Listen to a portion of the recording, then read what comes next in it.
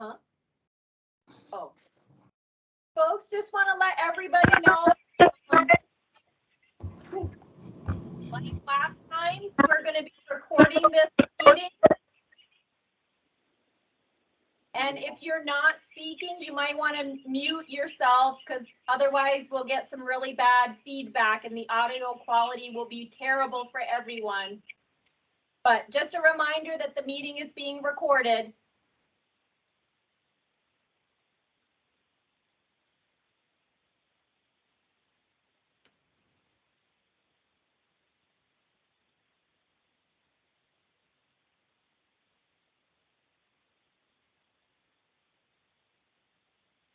And folks, we're just a minute now after 5:30, but we still have a few folks in the lobby. So just bear with us for another minute or two and then we'll get started.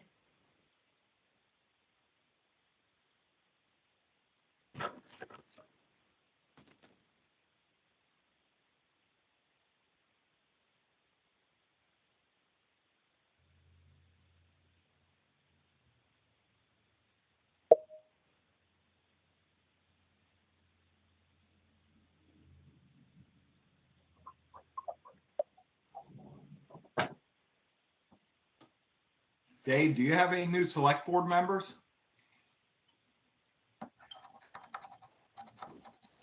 Nope, everything stayed the same. Oh, that's good. That's good sometimes. Good for me. Sometimes it's good. Sometimes it is.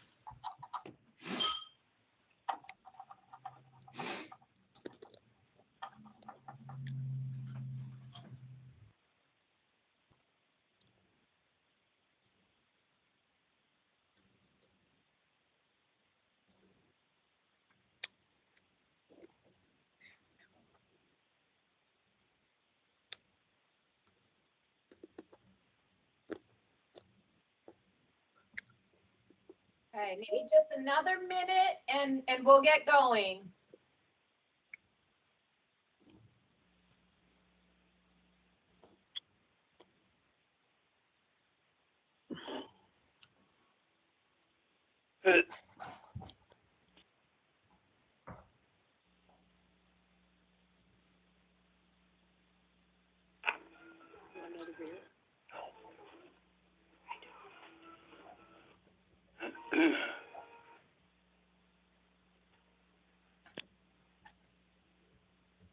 Okay, sorry for the delay, folks. It's just that if I've got voting members waiting in the lobby, I want to make sure we've got everyone admitted so that when we start the meeting and go through roll call, we're clear about who's here, so that we can see if we get a quorum of voting members. So just one more minute.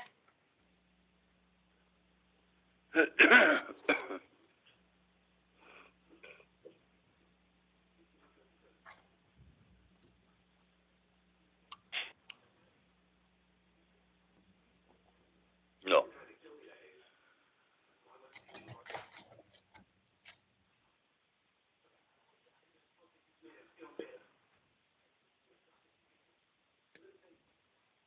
Okay, looks like the traffic in the lobby has settled down. So I'll turn the meeting over to our committee chair, Dave Atherton, to get us rolling. Good evening, everyone. I'd like to call the Rutland Regional Emergency Management Committee meeting for March 30th to order. And I'd like to actually ask to see if we can go around for some introductions. It's going to be tough for these folks that are not on video. So I'm going to ask for the folks in the video to go first. Maybe we just go down the list here alphabetically. Dave, Yeah. like I did for the first meeting, can I just go through the voting members? And if you're in attendance, just say here. And Absolutely. that way I can get quickly to whether or not we have a quorum. Sure. I'm looking for Paul Davrin from Benson. If you've joined the meeting, just unmute yourself and say here. Okay, Sam Bartholomew from Benson.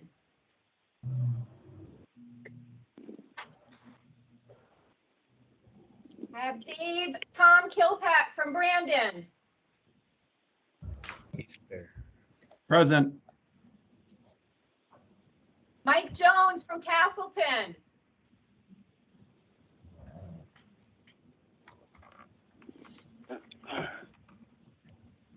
Mike Jones.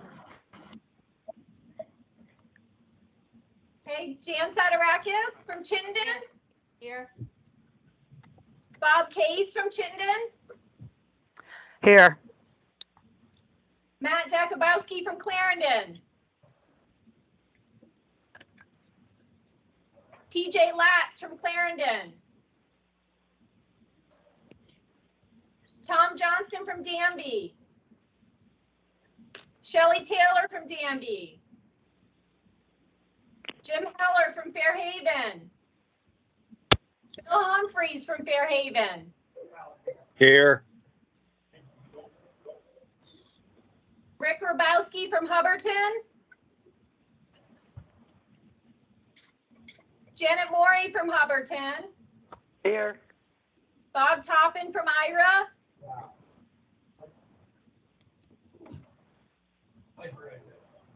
Gary Rock from Killington.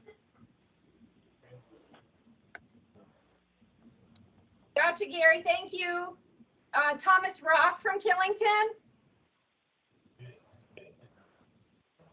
Mimi Carter from Mendon. Here. Val Taylor from Mendon. Present. Herb Childress from Middletown. Jeff Chase from Mount Holly. He's there. Right there. Jeff and John, I've got you both from Mount Holly. Anyone from Mount Tabor, Seth Beauregard or Tom Johnston? How about Pollock, Jay Lubke or Bob Morlino? Jay Lukey here. Gotcha, Jay. How about Pittsburgh, Jason Davis or Tom Hooker?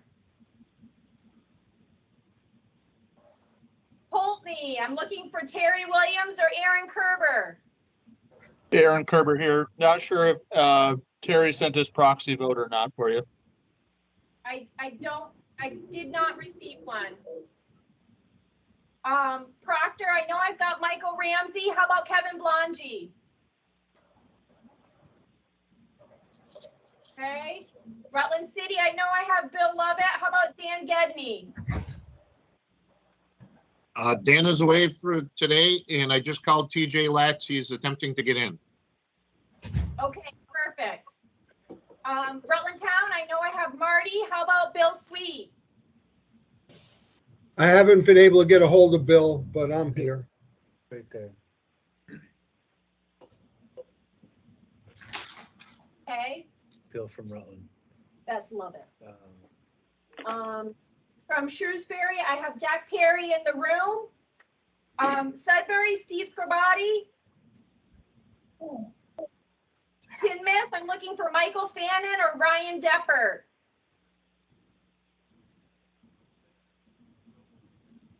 Okay, Wallingford, I'm looking for Jim Bagnall or Mike Hughes. Yeah, Jim Bagnall here. And you'll count as two because I have your proxy. Wells, Okay. I'm looking for Todd Fenton or Don Pruse.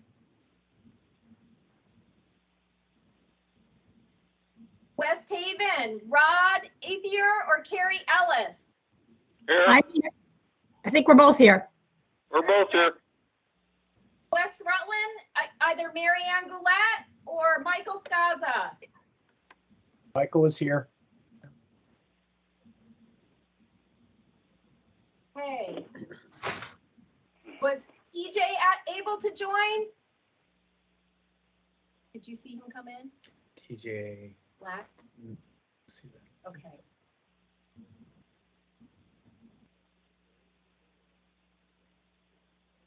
I can try to send him the link again.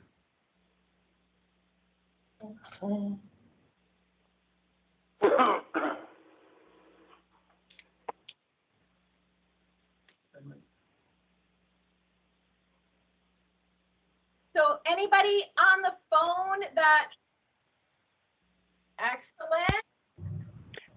Shelley Taylor. That's it. Thank you.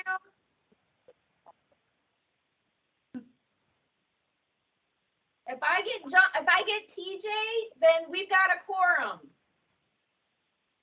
Did you get Shelley Taylor from Danby? I did, Shelley. Thank you. You're welcome. I'm attempting to get TJ on the phone. I'll send him the link again. Okay.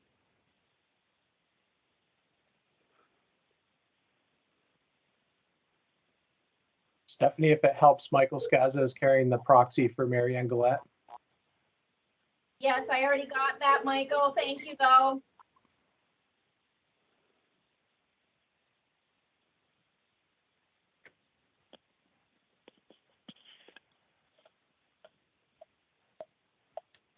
Okay, last call. If you are a voting member that I have not heard from, if you join the meeting, please let me know. Okay, hearing none. Dave, how would you like to go about just kind of recognizing any non-voting members? Hold on a second.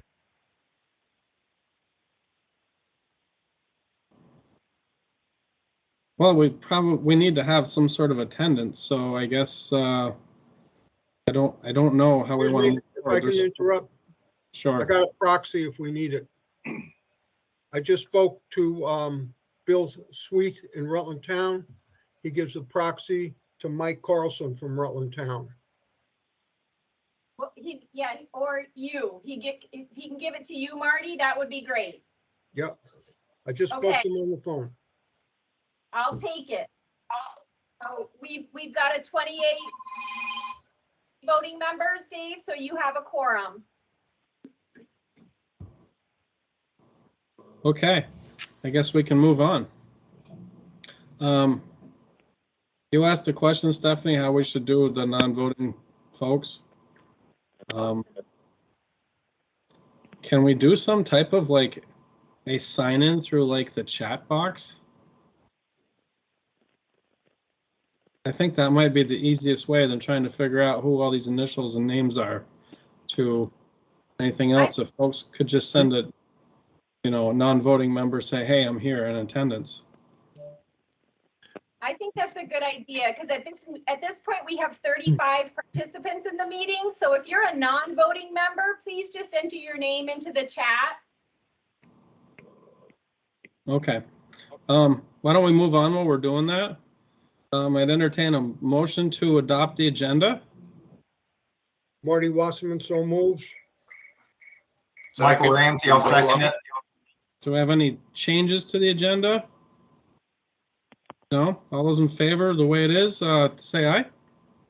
Aye. Aye. Aye. Aye. Any opposed? Aye. Did that too quick, sorry. Any opposed? Motion carries. Moving on. Entertain a motion for the approval of the December 15th, 2021 minutes. This is Marty Wasserman. I'll make that motion as well. Okay. Do we have a second?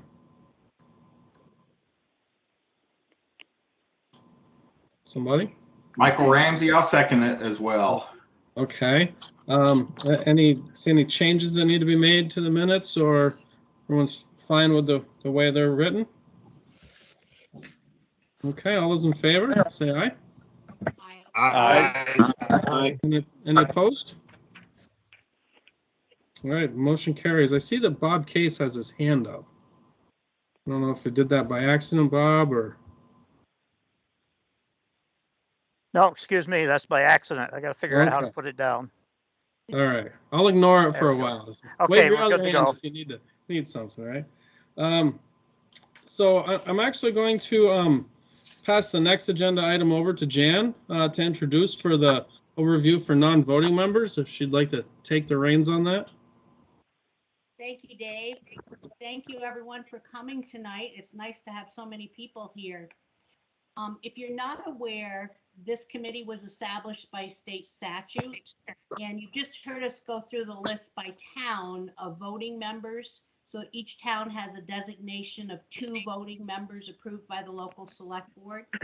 But for anyone who was around several years ago when we had our local emergency planning committee meetings, we found that we had very strong collaboration from all community service providers and groups in the community that played a real strong role with our LEPC. So that's why tonight's meeting, we want to get you welcomed on board to the group. We value the voice that you will give us as we go through the process of adopting a regional plan and hopefully down the road planning some exercises. You may not get to vote on official financial or actual business meetings, but again, as I said, your voice is very important to us. So thank you for taking the time to be with us tonight. Back to you, Dave. Okay, thanks, Jen. Moving right along, agenda item number 5, we have the organizational tasks. Pass this along maybe to Stephanie if she would like to take the reins on this at all. No? Sure, absolutely. I got it. Okay. At our first meeting of this new committee, which was in mid-December, there were draft bylaws that were proposed to the voting members. Because we were short a quorum, those bylaws were not able to be formally voted on and adopted. So they're back on the agenda tonight. And since we do have a quorum, and there haven't been any changes to the December bylaws that everyone looked at, I would recommend that Dave, you seek a motion to adopt those as, you know, the bylaws for this committee and see if we can get those, you know, formally in place. Would anyone like to make that motion to adopt the bylaws as written? Not hearing anyone. This is Marty Wasserman again. I'll make a motion. We adopt the bylaws as presented, printed out and delivered to us with no changes. Okay, do we have a second for that motion? Jim Bagnell, second. I think that was from Gary, the second. And any questions or concerns on the bylaws as they're written? No? All those in favor of the bylaws as written, please say aye. Aye. Aye. Aye. Anyone opposed? Say nay. Motion, the ayes have it. Thank you. I apologize if you guys can't hear me that well. I'm recovering from a head cold, so if I sound like I'm muffled, it's because I am. Moving along to item B of organizational tasks for the annual appointments for, let's see, we have guest speakers, Kim LaPierre and Emily Harris, to talk about emergency planning and threat and hazard identification and risk assessment and VEM integrated preparedness planning. Take it away, Emily. Or Kim. I think Kim is going to go first, if you're still here, Kim. Okay, not hearing Kim, I will jump in with mine first. So every 3 years, the state of Vermont has to produce a document called a threat and hazard identification risk assessment. And this looks to see what are the worst case probable scenarios. So this is different than your hazard mitigation world. These are, think of the big bad things and the consequences of those big bad things. And so Vermont Emergency Management is asking that each REMC identify at least one person who will help us identify that, because we've been doing it for years. And frankly, we've been guessing at what these big bad things are based on what we hear from state officials. We're not getting a lot of participation from locals. So that's why we're asking someone from the REMC to participate on that every 3 years. This happens to be one of those years. It'll happen towards the end of the summer. And again, it'll be what big bad things do you think exist, and what do you think the consequences of those big bad things would be? And it's a group effort with state officials as well as locals statewide. The stakeholder preparedness review is a separate but very related item that says, okay, we've got those big bad things and the consequences. what do we have to meet those consequences? So if we think our worst case scenario is that we're going to have, 5 simultaneous building fires and that we're going to need X amount of fire trucks to respond to them, how many do we have around the state? Let's get a sense for what we've actually got for resources. So that's the person on the stakeholder preparedness review is saying, how many of these things in the Rutland region exist? And we recognize whoever fills these roles may not have all of the answers, but it would certainly be better than what's currently happening, where it's the state just making decisions with very limited information. And then the final piece is also related, but can be a totally different person as well.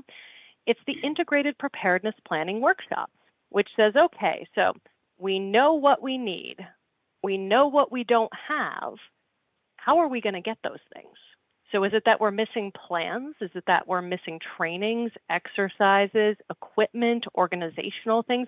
What are we going to do over the next 3 years to close those gaps? Now, weirdly, in this process, that one's actually happening first this year. The timing is that the THIRA and the SPR get submitted at the end of the year, and the integrated preparedness plan gets submitted about now. So we're actually having 2 virtual meetings for that integrated preparedness planning workshop. First one is on April 6th from 1 until 4, and then the second one is on April 28th. The one on April 6th is here's what this process really is, and then breakout so you can go talk to subject matter experts on planning, training, exercising, all of those things. The idea is that after that, you go and do some homework and say, okay, what are the things Rutland needs, Rutland County? And then on the 28th, we're having all of those documents coming in from all around the state where we can say, here is our big, massive plan for what we're going to be doing statewide over the course of the next 3 years as it pertains to planning, training, exercising, equipment, and organization. So that is your elevator pitch on those 3 roles, which are very related. They can be the same person. They can be 3 different people depending on the desires of this organization. Thank you, Emily. Would you mind just introducing to everyone who you are? Thank you. So I'm not Rich Cogliano. So Rich Cogliano used to be your Southern Regional Coordinator. He has actually now been promoted up to being the Planning Section Chief at Vermont Emergency Management. I'm the Engagement Section Chief at Vermont Emergency Management, so I oversee all of our regional coordinators. So with him offline and us trying to bring someone into that position, I'm going to be covering your area until we bring someone on board to be your Southern Regional Coordinator, which I will casually mention on the state website. We have a Southern Regional Coordinator position available until April 10th if you know anyone who would be a good fit. Thank you. Thank you, Emily. So I had invited Emily to join the committee meeting tonight to just explain some of those state level programs, because tonight we are going to be seeking a volunteer to be appointed from our Regional Emergency Management Committee to serve as our representative. And that person can be a voting member or a non-voting member of the committee. So it's pretty much open to anyone. If you have more questions about the position, if you're possibly interested, please feel free to follow up with me after tonight's meeting if you're a little gun shy and don't know whether you want to volunteer tonight. I've been an active participant in the integrated preparedness planning workshops over the past several years. So if you were interested in that position, I would be willing to continue to work with you so that you weren't going in completely blind. I would be a good partner for you to help identify what our training and exercise and planning needs are in the region, if that helps entice anybody. So in the interest of respecting the time of our guest speakers, Dave, do you want to tee up Kim to talk about the other available appointment? Sure, if Kim's available, absolutely. Just one thing too, I think Stephanie, you and I had spoke that, and sure Emily can confirm that the position right now, because it's kind of like mid-term, would only go to September 30th anyway. Is that true? Well, so for the integrated preparedness planning workshop, that work is all going to be done in April. So you'll be done with that role in April, and you won't be asked to do anything again until next year. For the SIRA and the SPR, that work is not going to start until late summer, early fall. So that would be like, I think they're planning to start it in August, and it's probably going to wrap up in October or November. So it's not expected to be a long drawn out process. It's just at some point during there, they're going to send out information and likely schedule a meeting. They just don't have that scheduled yet. And this is not like a monthly commitment either, right? No. For the integrated preparedness planning workshop, again, it is going to those 2 meetings that I mentioned, which is April 6th and April 28th, and filling out a document to say, what are the things that you guys want in this area? Part of that helps us at VEM plan for our regional coordinator, like what exercises they're going to be supporting in this area, as well as helps Stephanie, because Stephanie provides you with a lot of your support in this region, so she actually knows what you're hoping and wanting to do. And then we can also look to see if there's any trainings that we don't historically offer that maybe you guys are looking for. So it's not meant to be a monthly meeting or anything like that. Okay, thanks for clarifying that. And I think Kim's with us now, so love to turn it over to Kim. Yes. Hi, good evening, everybody. Thank you for inviting me to join your meeting. Appreciate that. I'm sorry I'm going after Emily because your pitch, Emily, was wonderful. I mean, I just want to volunteer myself with that. But we've also got some pretty exciting things going on with regard to the LEPC and the new formation of the one statewide LEPC, and why we're looking for members to join that organization. And it's an exciting time to become a member of the statewide LEPC because it's kind of in its development stages with regard to the bylaws and going through and adopting them to exactly what's needed in the state. And so your voice is what we need to hear. We need to have a strong voice there for every REMC so that we can build that into it. So the statewide LEPC performs duties required by EBCRA. And the challenge that we had in the past with all of the individual LEPCs represented is it put all of those administrative duties on each LEPC. And we found that the LEPCs were spending more time in trying to create the documents and keep up with all of the administrative stuff that they didn't have a lot of time left over to actually perform the exercises and to get the hands-on training that's required. I know Rutland is an exception. You guys just did a phenomenal job with this.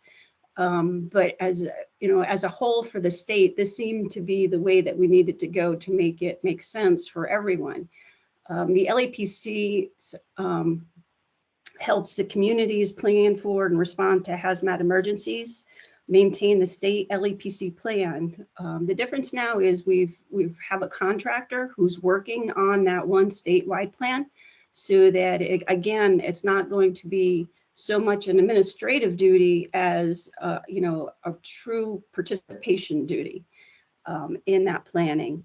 So it coordinates exercises that support the plan and help identify potential ways to improve the response to hazmat emergencies, train and assist facilities in submitting their Tier 2 reports. So we know that there's still a lot of facilities out there that we're not receiving Tier 2 reports from. And so that LEPC coordinator that we have, it's a contractor at this point, and we're looking to move that into a paid position. So that person would be facilitating that, as well as going on the recommendations of the member that your REMC has attend these meetings. So making the Tier 2 information, oh, sorry, somebody have a question? Sorry, a question? Okay. We're listening you. I'm sorry? You broke up a little bit there.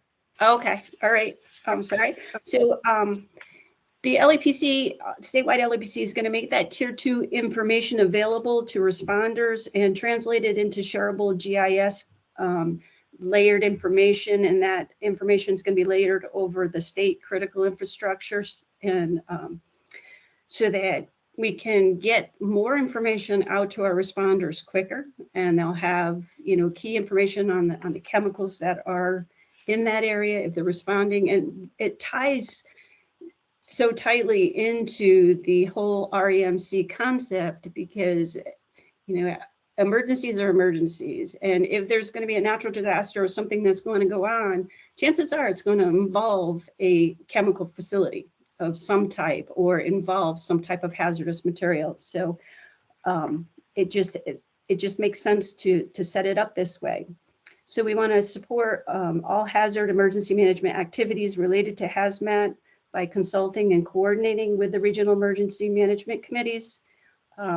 Also, the LEPC, statewide LEPC, would be reviewing funding requests for training, exercises, and equipment to help those meet those needs. And then the LEPC would submit those requests into the CERC for approval. The LEPC bylaws need to be reviewed at this point. I mean, the bylaws were created, but we were waiting for the REMC members to get together and hold that first meeting, review those bylaws, and like I said, and mold them to what makes sense to meet and support the REMCs.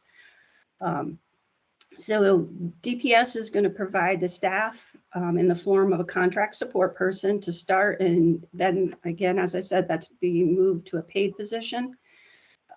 So a voting member to the LEPC would have a term of 3 years. It's each REMC is going to nominate one person from that REMC to be a member of the LEPC, a voting member. But everyone is invited to join and participate in all of the LEPC meetings. So it's just that one person from each REMC would be the actual voting member. So we're hoping that we can entice somebody to want to be a member of the statewide LEPC. We're anxious to get going with it. We have temporary members right now. I see there's a question. Yeah, Kim, this is Michael from Proctor, and I was just wondering where the meetings are usually held at. Zoom might be available, but if there's a physical location, where is that normally at? Well, we discussed that because it's going to be a statewide, it's going to alternate. We're going to move it around the state. We were hoping to have at least one meeting quarterly. And then if it's in your area, of course, you know, you would attend in person if you would like, but it will also be virtually. Then at least once a year, have an annual general meeting of everyone together. Great question. Thank you. This is Jay Lukey. I have a question. Are we talking specifically about in the bylaws, Article 10C? Okay, in the new bylaws or the previous? The new one.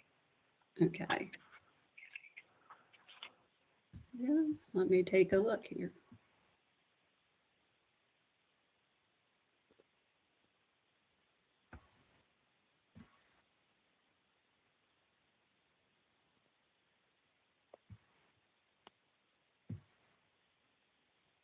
So just for clarification, are you talking about the statewide local emergency planning committee bylaws, not our regional emergency management committee bylaws, right? I've never seen the statewide LEPC bylaws. This is Stephanie. So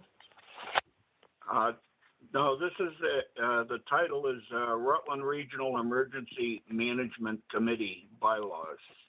yeah, I was a little worried about that, Kim. So Okay. Kim's talking about a set of bylaws for a totally different group.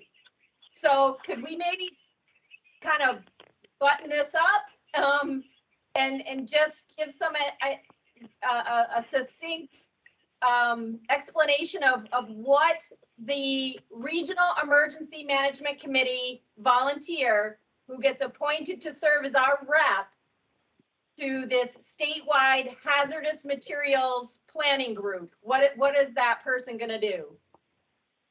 Okay, so they're going to participate in the meetings quarterly. Those meetings, again, will be either in person or virtually, depending on where they're going to be. And it's going to be held in different areas so that we're not just concentrating, as far as the physical location of holding a meeting in one place. They're going to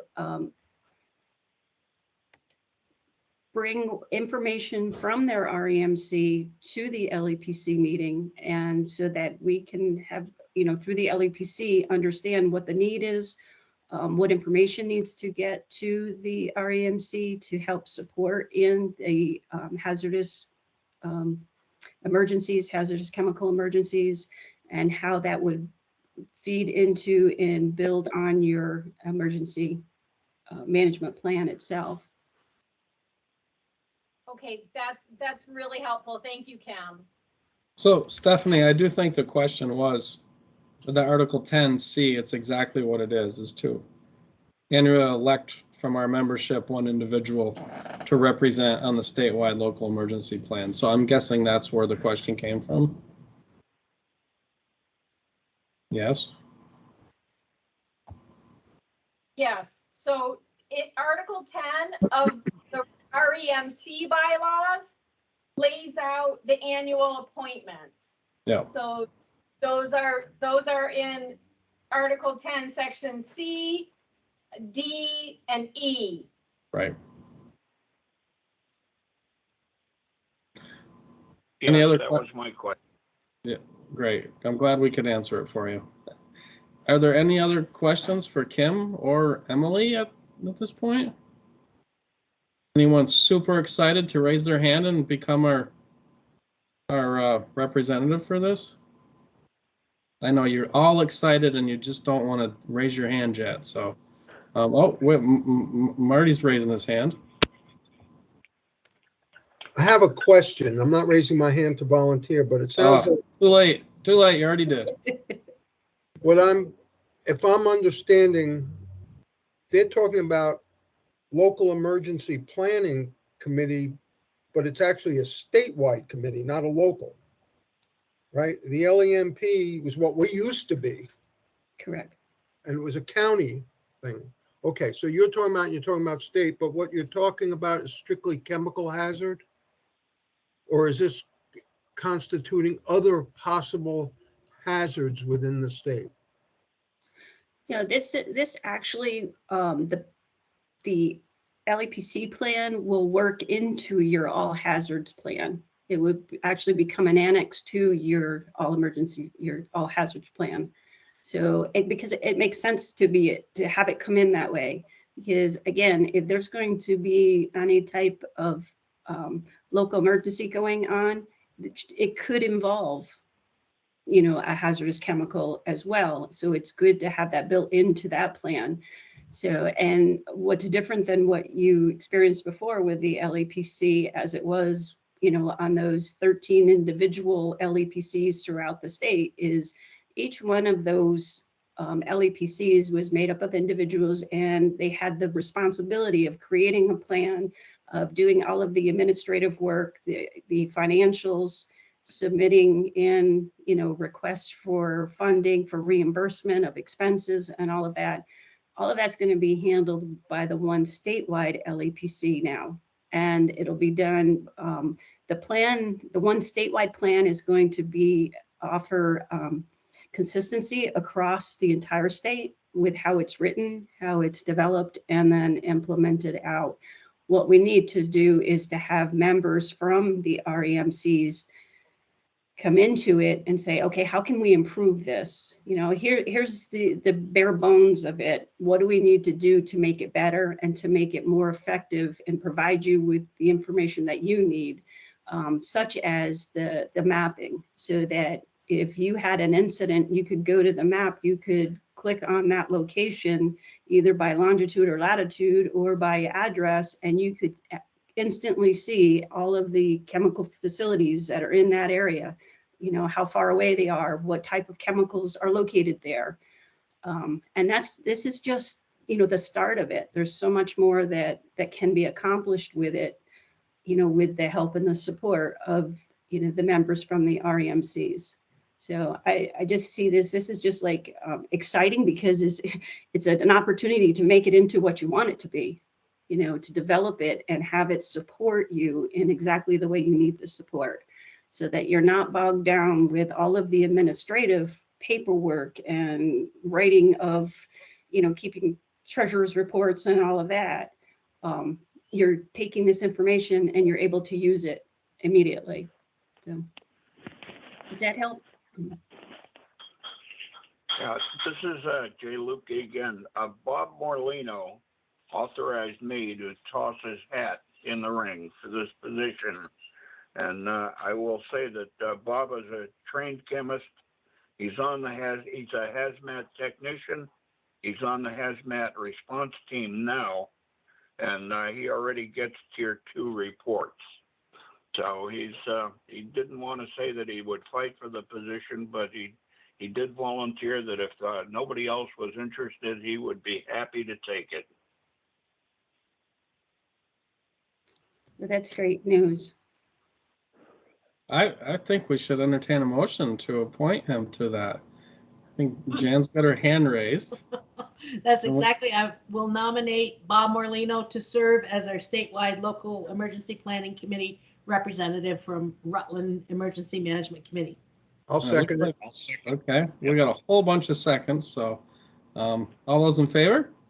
Aye. Aye. All right, any opposed? Aye. Great. I have a question to Kim, if I may. Sure. Speaking of chemicals and tier 2 reports, is the state going to do anything where it makes it really mandatory that these companies file them? I talked to the people in different fire departments that are supposed to be getting the tier 2 reports, and they don't.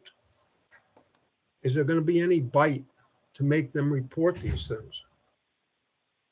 Yeah, and that's an area that we need to work on, and that's why we're going to have a contractor working for us at this time, and then into a position.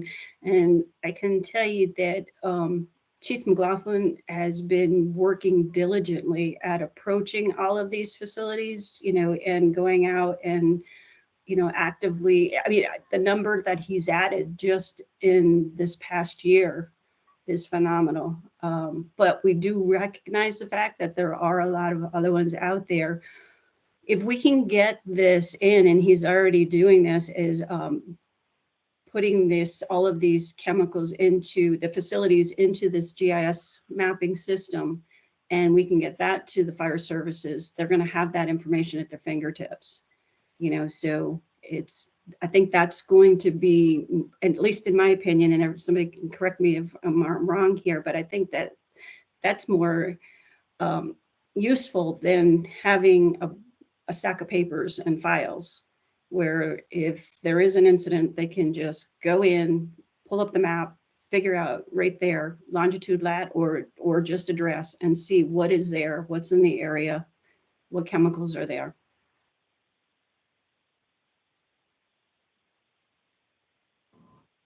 Any other questions for Kim or Emily?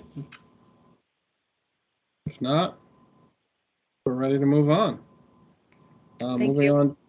Thank you both for your presentation, and I'm sure we'll be seeing you again. If anyone wants those calendar appointments, even if you aren't the official rep, just send me an email. I'll send you that calendar appointment. So for the April 6th and April 28th Integrated Preparedness Plan workshops. Great, thanks, Emily. Moving on to item number 6, the regional plan development process. Dave, before we move on, could we see if anybody will volunteer for the other 2 appointments? Oh, I suppose we could do that. Do we have any volunteers? Do we have any nominations for volunteers? Not really volunteers, I guess, if we nominate them. I know how that feels, but anybody out there that would like to attend these April meetings?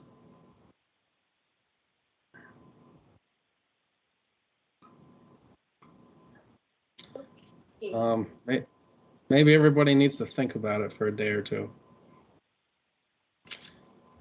If you decide that, if anybody decides that they are interested, please reach out to me. And this is Stephanie, and I'll kind of get you acquainted with, you know, how to move forward. Okay. Now let's move on to item number 6. The REMC regional plan development process. Stephanie, would you like to talk about this, or would you like me to do it?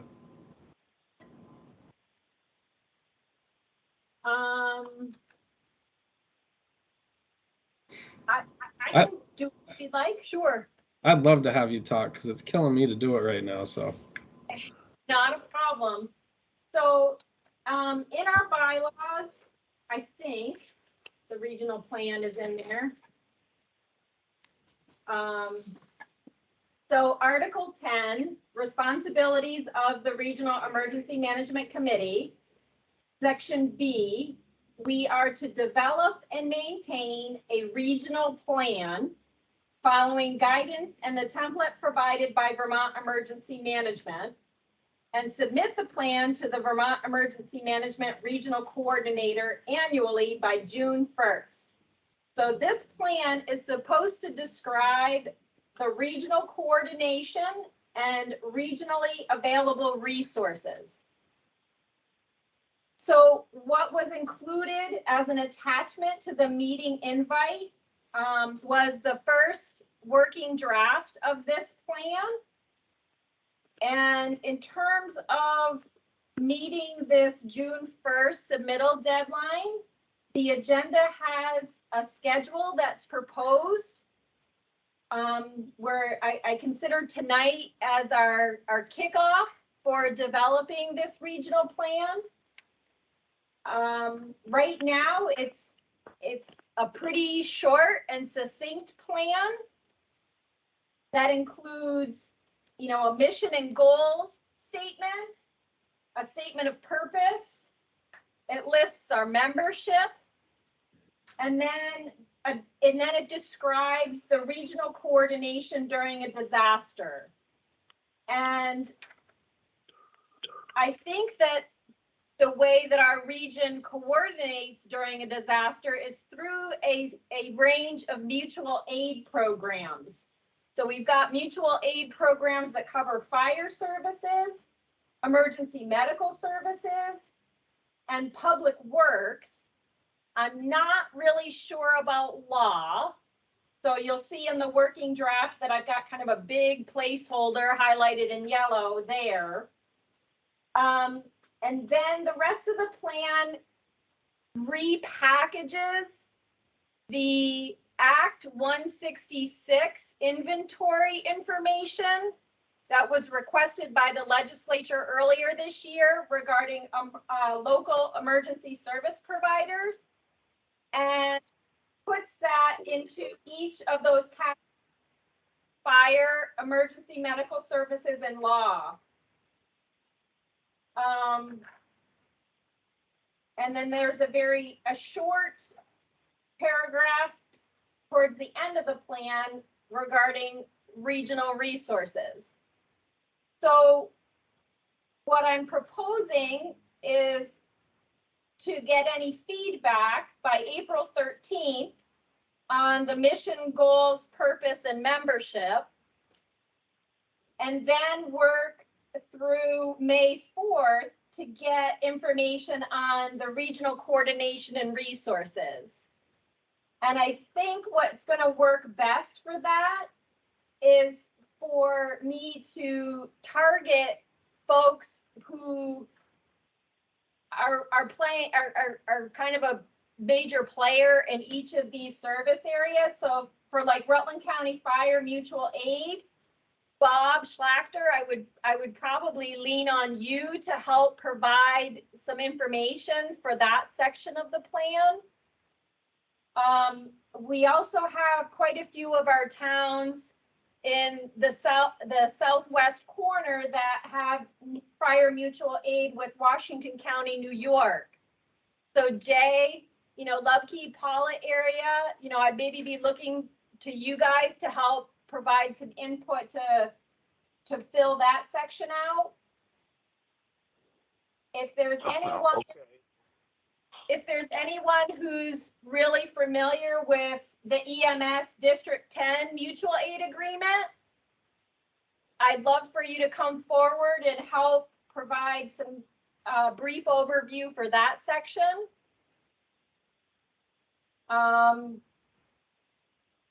then law enforcement, I really have nothing.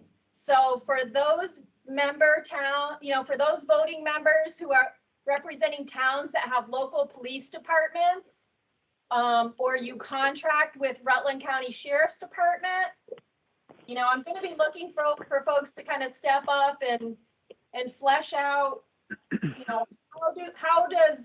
how do law enforcement folks coordinate on a regional level? Whether if you have a local police department with Rutland County Sheriff and then Vermont State Police, not really sure how all of those players, work together. And then, I definitely want everybody to look very closely at the local emergency service providers and make sure that we've got all that information accurate. I think that you'll find that data could prove very useful if we end up moving towards regional dispatch centers. So I think folks, I've been sending out information on, the proposals that are on the table to shift to regional dispatch centers. And I think some of this data could be very useful in that effort. So we want to make sure that it's accurate. And then in general, this is just a first draft based on what I know. And I've worked with Dave and Jan to kind of get it at least into a first draft shape, but there could be a lot that is missing here as far as regional resources. I've got Chris Feitzel here from the airport, the Rutland Airport. Maybe they have some regional resources that should be included in the plan. I've got Beth Winter here in the room from Rutland Regional Medical Center. Maybe the hospital's got some regional resources that should be included in this plan.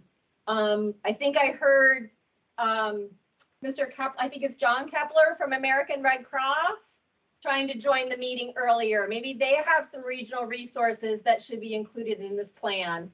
So I've tried to cast a really broad net to get this plan out there to a wide range of stakeholders. And hopefully we get some engagement and some input. So looking to get a final draft available by May 11th to send back out to the whole committee.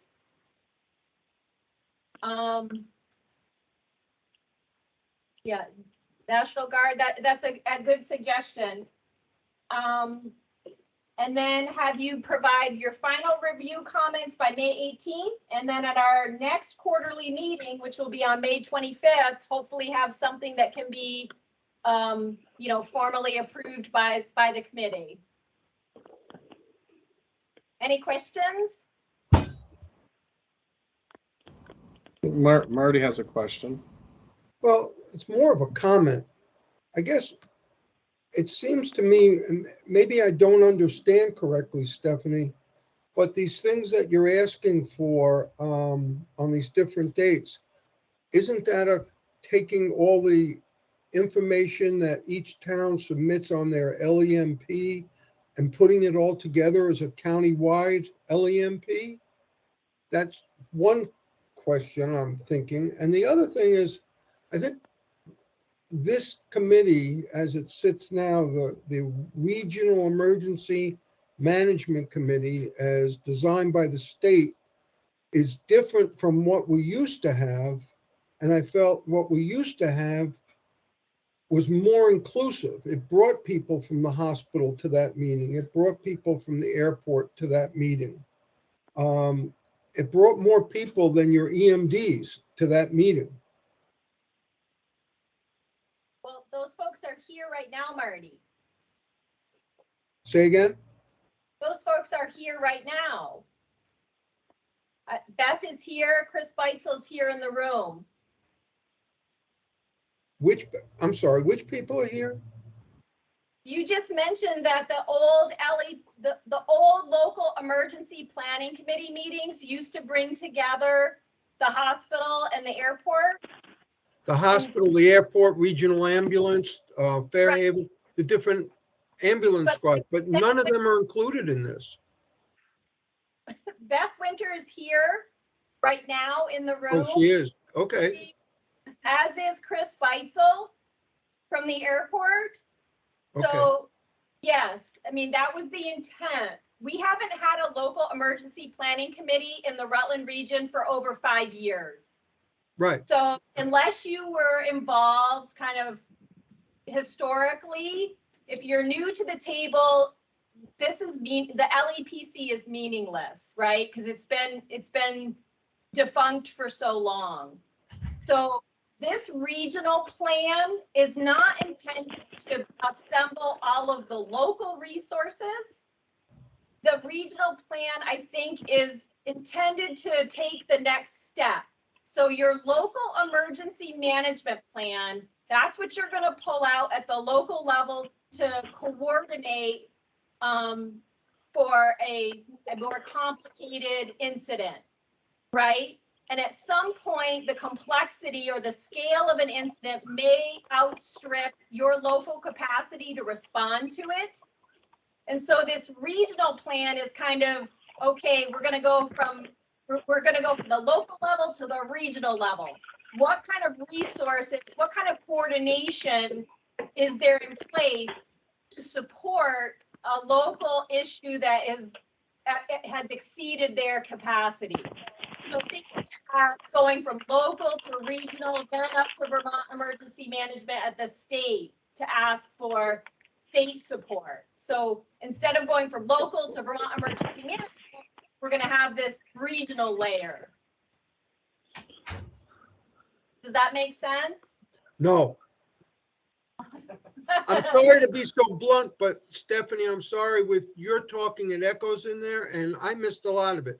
Am I wrong in thinking that what we're trying to put together in this section 6 is taking all the information from the LEMPs that each town is writing and putting all the information together into a countywide plan? No, that's not, that's kind of, that just tells what everybody does at the local level. We don't want to just share with everybody what everybody does at the local level.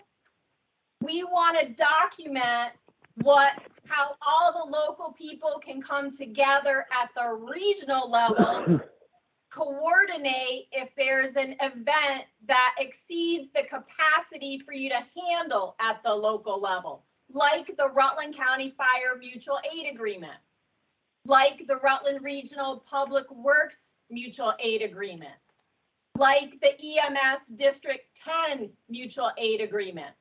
So those are kind of a regional layer of coordination. That's the kind of thing that we're trying to capture in this plan.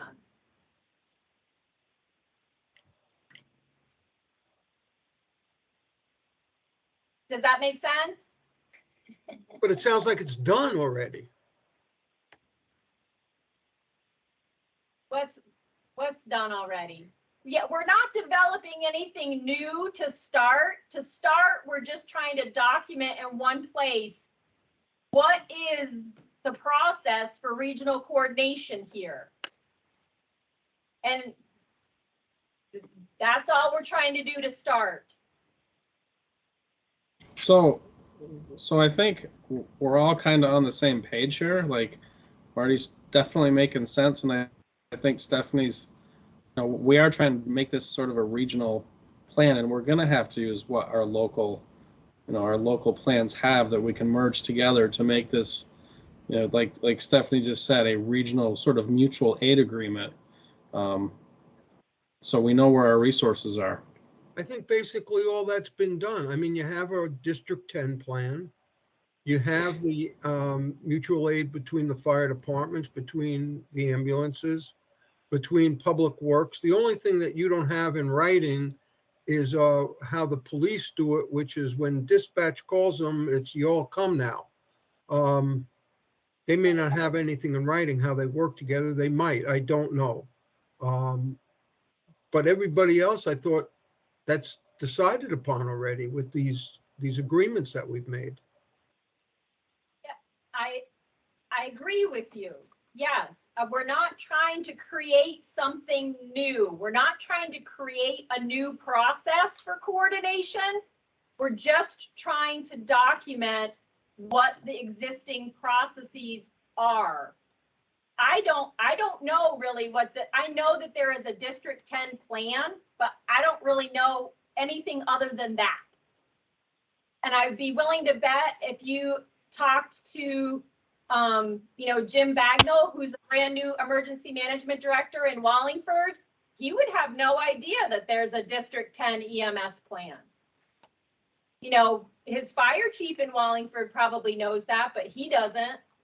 So I think if you've been in emergency response in the Rutland region for a long time, a lot of this stuff is known to you. But think about if you're an emergency management director, Michael Ramsey, do you know there's a District 10 EMS plan? No. So I hear Let you. me ask, my question, Stephanie, is, does Michael have to know that there is one? Or does Michael, when they need an ambulance in Proctor, call regional ambulance? Regional ambulance needs to know there's a District 10 plan, that if they need additional help from another unit, they can call on them. I think that's up for debate. I somehow think that having just situational awareness of how our region communicates or coordinates is not a bad thing.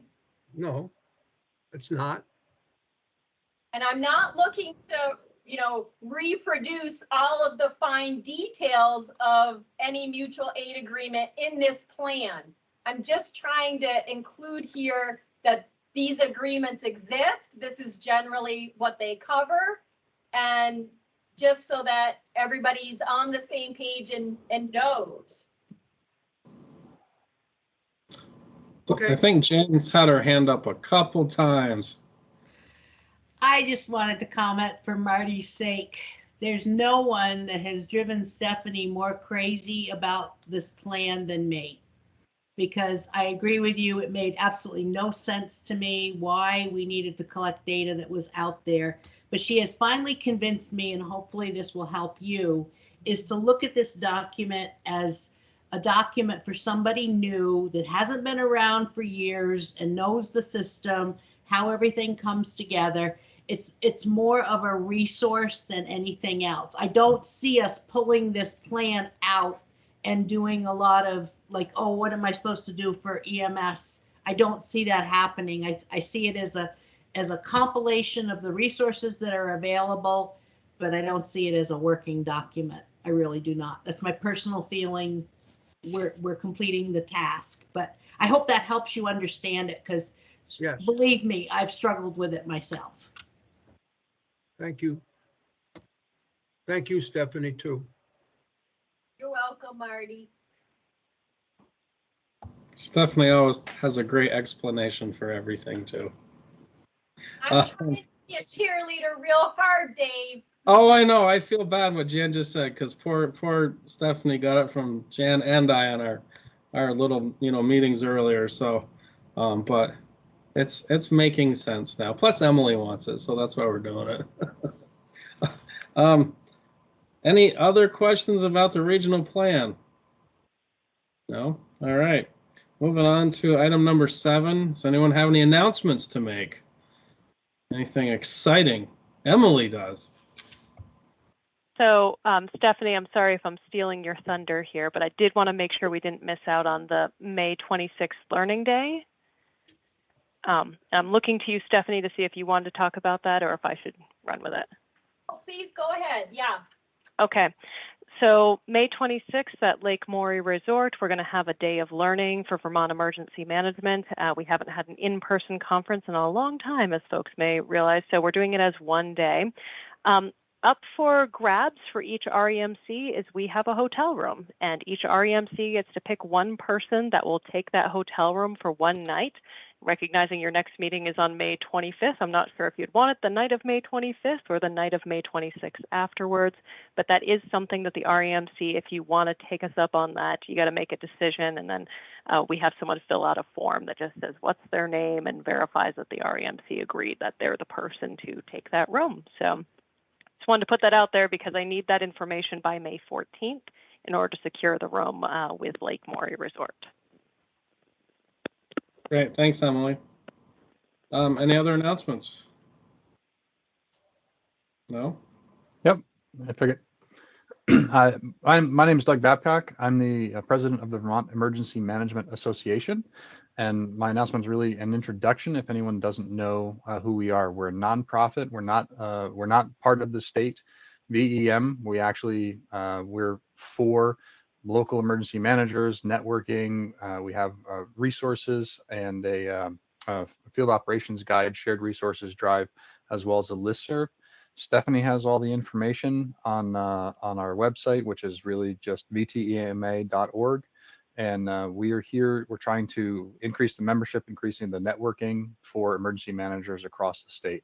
So if you have any questions, I'm here. We can put my email in the chat, and Stephanie can always refer anyone out to me so that we can connect and help you out.